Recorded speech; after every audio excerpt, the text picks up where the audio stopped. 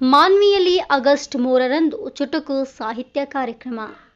ಮಾನ್ವಿ ಪಟ್ಟಣದ ತಾಲೂಕು ಪಂಚಾಯಿತಿ ಸಭಾಂಗಣದಲ್ಲಿ ಬೆಳಗ್ಗೆ 10 ಗಂಟೆಗೆ ಆಯೋಜನೆ. ಮಾಧ್ಯಮ ಗೋಷ್ಠಿಯಲ್ಲಿ ಮಾಹಿತಿ ನೀಡಿದ ಅಧ್ಯಕ್ಷ ಮೊಹಮ್ಮದ್ ಮುಜೀಬ್, ಸಮಾಜ ಸೇವಕರಿಗೆ, ಸಾಧಕರಿಗೆ ಸನ್ಮಾನ. ಉದಯೋನ್ಮುಖ ಕವಿಗಳಿಗೆ ಅವಕಾಶ ಕಲ್ಪಿಸುವ ಸಲುವಾಗಿ ಮಾನ್ವಿ ಪಟ್ಟಣದ ತಾಲೂಕು ಪಂಚಾಯಿತಿ ಸಭಾಂಗಣದಲ್ಲಿ ಆಗಸ್ಟ್ 3ರಂದು ಬೆಳಗ್ಗೆ 10 ಗಂಟೆಗೆ ಚುಟುಕು ಸಾಹಿತ್ಯ ಕಾರ್ಯಕ್ರಮ ಹಮ್ಮಿಕೊಳ್ಳಲಾಗಿದೆ ಎಂದು ಚುಟುಕು ಸಾಹಿತ್ಯ ಪರಿಷತ್ತು ಮಾನ್ವಿ ಅಧ್ಯಕ್ಷ ಮೊಹಮ್ಮದ್ ಮುಜೀಬ್ ತಿಳಿಸಿದರು. ರಾಯಚೂರು ಜಿಲ್ಲೆಯ ಮಾನ್ವಿ ಪಟ್ಟಣದ ಪ್ರವಾಸಿ ಮಂದಿರದಲ್ಲಿ ಸುದ್ದಿಗೋಷ್ಠಿಯಲ್ಲಿ ಮಾತನಾಡಿ, ಚುಟುಕು ಸಾಹಿತ್ಯ ಕಾರ್ಯಚಟುವಟಿಕೆ ಉದ್ಘಾಟನೆ ಹಾಗೂ ಪದಗ್ರಹಣ ನಡೆಯಲಿದ್ದು, ಉದ್ಘಾಟಕರಾಗಿ ಬಸವಪ್ರಭು ಪಾಟೀಲ್ ಬೆಟ್ಟದೂರು, ಜಿಲ್ಲಾಧ್ಯಕ್ಷರಾದ ನರಸಿಂಗರಾವ್ ಸರಕೀಲ್ ರವರು ಅಧ್ಯಕ್ಷತೆ ವಹಿಸಲಿದ್ದಾರೆ ಎಂದರು. ಮಾನ್ವಿಯಲ್ಲಿ ಜನಸೇವೆ, ಸಮಾಜ ಸೇವೆ ಹಾಗೂ ಸಾಧನೆ ಮಾಡಿದವರಿಗೆ ಚುಟುಕು ಸಾಹಿತ್ಯ ಪರಿಷತ್ತು ವತಿಯಿಂದ ವಿಶೇಷ ಸನ್ಮಾನ ಕಾರ್ಯಕ್ರಮ ಹಮ್ಮಿಕೊಳ್ಳಲಾಗಿದ್ದು, ಚುಟುಕು ಕವಿಗಳು ಹೆಚ್ಚಿನ ಸಂಖ್ಯೆಯಲ್ಲಿ ಭಾಗವಹಿಸಿ ಯಶಸ್ವಿಗೊಳಿಸಬೇಕು ಎಂದರು. ವರದಿ ಹುಸೇನ್ ಬಾಷಾ, ಕನಕ ಟಿವಿ, ಮಾನ್ವಿ. ಅದೇನು ಅಂತಂದ್ರೆ, ಚುಟುಕು ಸಾಹಿತ್ಯ ಪರಿಷತ್ತಿನ ಕಾರ್ಯಚಟುವಟಿಕೆಗಳ ಉದ್ಘಾಟನೆ, ಪದಾಧಿಕಾರಿಗಳ ಪದಗ್ರಹಣ ಮತ್ತು ಚುಟುಕು ಗೋಷ್ಠಿ ಹಾಗೂ ಕವಿಗೋಷ್ಠಿಯನ್ನ ಹಮ್ಮಿಕೊಳ್ಳುವಂಥದ್ದು. ಆ ಪ್ರಕಾರವಾಗಿ ದಿನಾಂಕ 3/8/2025 ರವಿವಾರ 10:30ಕ್ಕೆ ಪಂಚಾಯತ್ ಸಭಾಂಗಣದಲ್ಲಿ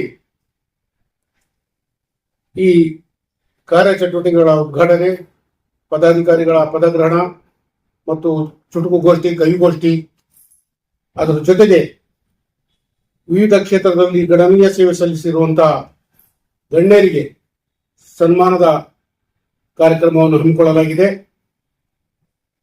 ಈ ಚುಟುಕು ಸಾಹಿತ್ಯ ಪರಿಷತ್ತಿನ ಉದ್ದೇಶ ಏನು ಅಂತಂದ್ರೆ, ನೂತನವಾಗಿ ಹುಟ್ಟಿರುವಂತಹ ಈ ಚುಟುಕು ಸಾಹಿತ್ಯ ಪರಿಷತ್ತು ಇದು ಕೇವಲ ಮಾನ್ವಿ ತಾಲೂಕಿಗೆ ಸೀಮಿತವಲ್ಲ, ಇಡೀ ರಾಜ್ಯ ಮಟ್ಟದಲ್ಲಿ ಕೂಡ ಬೆಂಗಳೂರಿನ ಎಲ್ಲಾ ಜಿಲ್ಲೆಗಳಲ್ಲಿ ಮತ್ತು ತಾಲೂಕುಗಳಲ್ಲಿ ಈ ಚುಟುಕು ಸಾಹಿತ್ಯ ಪರಿಷತ್ತು ಹುಟ್ಟುಕೊಂಡಿದೆ. ಬಹಳ ವರ್ಷಗಳ ಇತಿಹಾಸ ಇದೆ ಇದಕ್ಕೆ. ಹಾಗಾಗಿ ಮೊನ್ನೆ ರಾಯಚೂರಿನ ಪ್ರಥಮ ಕಾರ್ಯಕ್ರಮ ದೇವದುರ್ಗದಲ್ಲಿ ಆಗಿದೆ. ಅದೇ ರೀತಿಯಾಗಿ ಮಾನ್ವಿಯಲ್ಲಿ ಕೂಡ 3ನೇ ತಾರೀಕು ಈ ಕಾರ್ಯಕ್ರಮವನ್ನು ಹಮ್ಮಿಕೊಳ್ಳಲಾಗಿದೆ. ಇದರ ಉದ್ದೇಶ ಯುವ ಸಾಹಿತಿಗಳನ್ನ, ಬರಹಗಾರರನ್ನ ಒಂದು ವೇದಿಕೆಗೆ ತರುವಂತ ಕೆಲಸ ಚುಟುಕು ಸಾಹಿತ್ಯ ಪರಿಷತ್ತಿನಿಂದ ಮಾಡಬೇಕು ಅನ್ನುವಂಥ ದೃಷ್ಟಿಯಿಂದ ಈ ಚುಟುಕು ಸಾಹಿತ್ಯ ಪರಿಷತ್ತಿನ ಅಧ್ಯಕ್ಷನಾಗಿ, ಕಾರ್ಯದರ್ಶಿಯಾಗಿ, ಖಜಾಂಚಿಗಳಾಗಿ, ಕಾನೂನು ಸಲಹೆಗಾರರಾಗಿ, ಉಪಾಧ್ಯಕ್ಷರಾಗಿ ಇಲ್ಲಿ ನಾವು ನೇಮಕ ಮಾಡಿಕೊಂಡು ಕಾರ್ಯ ಪ್ರಾರಂಭ ಮಾಡಬೇಕು ಅನ್ನೋಂಥ ಉದ್ದೇಶ ಹೊಂದಿಕೊಂಡಿದ್ದೀವಿ.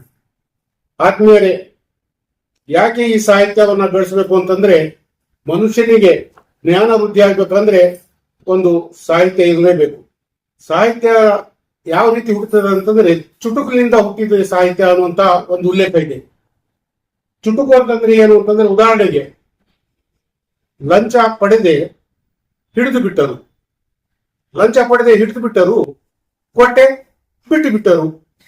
ಇದರಲ್ಲಿ ನೋಡ್ರಿ, ಇಡೀ ಸಮಾಜದ ಬದಲಾವಣೆ ಮಾಡುವಂತಹ ಒಂದು ಶಕ್ತಿ ಚುಟುಕಲ್ಲಿದೆ. ಇನ್ನೊಂದು ಚುಟುಕು ಉದಾಹರಣೆಯಾಗಿ, ನಲ್ಲ ಯುಗಾದಿಗೆ ದುಬಾರಿಯಾಗಿದೆ ಬೆಲ್ಲ, ಸಿಹಿ ಬೇಕೇ ಬೇಕೆಂದರೆ ಕಚ್ಚಿ ಬಿಡುವೊಮ್ಮೆ ನನ್ನ ಗಲ್ಲ. ಗಂಡ ಹೆಂಡತಿಯ ಸರಸ ಸಲಾಪದ ಅನುಭವ ಇದರಿಂದ ಸಾಹಿತ್ಯ ಕವನಗಳನ್ನು ಹುಟ್ಟಿರುವಂತದ್ದು ಅನ್ನುವಂಥದ್ದು. ಈ ಉದ್ದೇಶದಿಂದ ನಮ್ಮ ಕವಿಗಳಿಗೆ ನಾವು ಪ್ರೋತ್ಸಾಹ ನೀಡುವಂತಹ ಕಾರ್ಯಕ್ರಮವನ್ನ ಈ ಉದ್ಘಾಟನೆ ಆದ ನಂತರ ಪ್ರತಿ ತಿಂಗಳಿಗೆ ಒಂದೊಂದು ಕಾಲೇಜಿನಲ್ಲಿ ಒಂದೊಂದು ಕಾರ್ಯಕ್ರಮವನ್ನ ಹಮ್ಮಿಕೊಳ್ಳುವಂತಹ ಉದ್ದೇಶವನ್ನು ಹೊಂದಿದೆ. ಈಗಾಗಲೇ ನಮ್ಮ ಪ್ರಕಟಣೆ ನೋಡಿ ಪೋತ್ನಾಳಿಂದ ಒಂದು ಕರೆ ಬಂದಿದ್ದು, ಬಹಳ ಖುಷಿ ಆಯ್ತು. ನಮ್ಮ ಪೋತ್ನಾಳ ಸಾಹಿತ್ಯ ಪರಿಷತ್ತು ಅನೇಕ ಕಾರ್ಯಕ್ರಮಗಳನ್ನು ಹಮ್ಮಿಕೊಂಡಿದೆ. 3ನೇ ತಾರೀಕು ಇದರ ಉದ್ಘಾಟನೆ ಆಗುತ್ತೆ. ಉದ್ಘಾಟನೆಯಲ್ಲಿ ಸುಮಾರು 25ರಿಂದ 30 ಚುಟುಕು ಕವನಗಳು ಬಂದಿವೆ. ಅವರಿಗೆ ಆಸ್ಪದ ಇದೆ. ಯುವ ಬರಹಗಾರರಿಗೆ, ಯುವ ಕವಿಗಳಿಗೆ ಒಳ್ಳೆಯ ಅವಕಾಶವನ್ನು ಕಲ್ಪಿಸುವ ಉದ್ದೇಶದಿಂದ ಈ ಚುಟುಕು ಸಾಹಿತ್ಯ ಪರಿಷತ್ತು ಮಾನ್ವಿ ಕೆಲಸ ಮಾಡ್ತಾ ಇದೆ. ಕೇವಲ ಇದು ಮಾನವಿಗೆ ಮಾತ್ರ ಸೀಮಿತವಲ್ಲ, ಇದು ಜಿಲ್ಲೆಯ ಯಾರು ಬೇಕಾದರೂ ಈ ಚುಟುಕು ಸಾಹಿತ್ಯ ಕಾರ್ಯಕ್ರಮದಲ್ಲಿ ಭಾಗವಹಿಸಿ ತಮ್ಮ ಕವನಗಳನ್ನು ಓದಬಹುದು, ತಮ್ಮ ಅಭಿಪ್ರಾಯಗಳನ್ನು ತಿಳಿಸಬಹುದು. ಮತ್ತು ಈ ರೀತಿ ಈ ಚುಟುಕು ಸಾಹಿತ್ಯವನ್ನು ಬಹಳ ನಿಷ್ಠೆಯಿಂದ ಪ್ರಚಾರ ಮಾಡತಕ್ಕಂಥ ಅವಕಾಶ ಎಲ್ಲರಿಗೂ ಸಿಗಬೇಕಾಗಿದೆ. ಆ ರೀತಿಯಲ್ಲಿ ಮಾನ್ವಿ ತಾಲೂಕಿನ ಘಟಕ ಕೆಲಸ ಮಾಡುತ್ತೆ. ಇದಕ್ಕೆ ಮಾಧ್ಯಮದ ಮಿತ್ರರು ಸಹಿತ ಬೆಂಬಲವನ್ನು ಸೂಚಿಸಿದ್ದಾರೆ. ಅವರಿಗೆ ಮಾನ್ವಿ ತಾಲೂಕಿನ ಚುಟುಕು ಸಾಹಿತ್ಯ ಪರಿಷತ್ತಿನ ಘಟಕದ ವತಿಯಿಂದ ನಾನು ಪೂರ್ವಕವಾದ ಧನ್ಯವಾದಗಳನ್ನು ಅರ್ಪಿಸುತ್ತೇನೆ.